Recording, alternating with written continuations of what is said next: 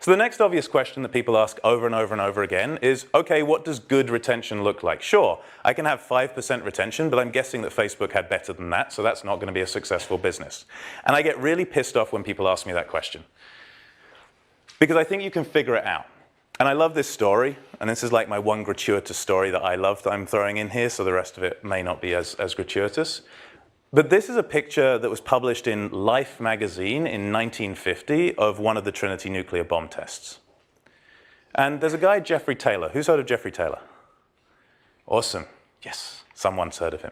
Jeffrey Taylor was a British physicist who ended up actually winning the Nobel Prize. And he was able to figure out from looking at this picture what the power of the atomic bomb was, the US atomic bomb, and Russians were publishing similar pictures, just using dimensional reasoning.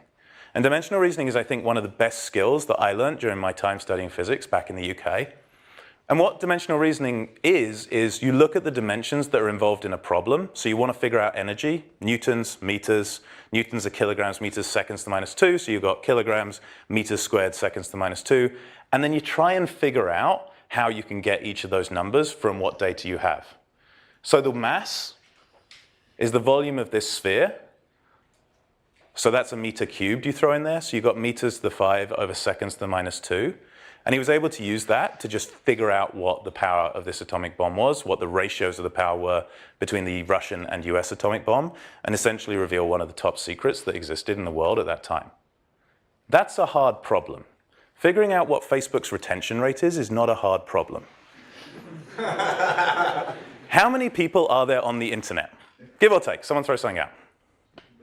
2.4 billion, 2.3 billion, something like that, right? Okay, Facebook's banned in China. So what now? About 2 billion? 2 billion.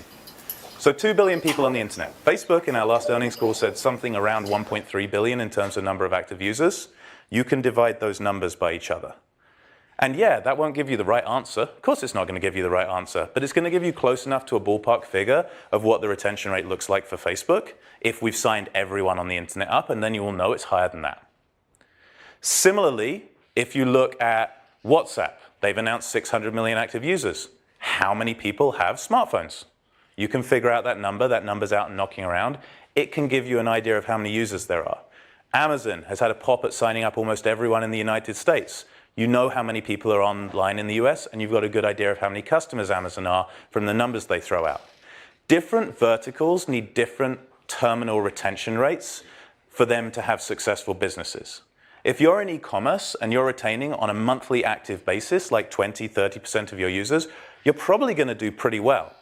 If you're in social media and your first batch of people signing up to your product are not like 80% retained, you're not going to have a massive social media site.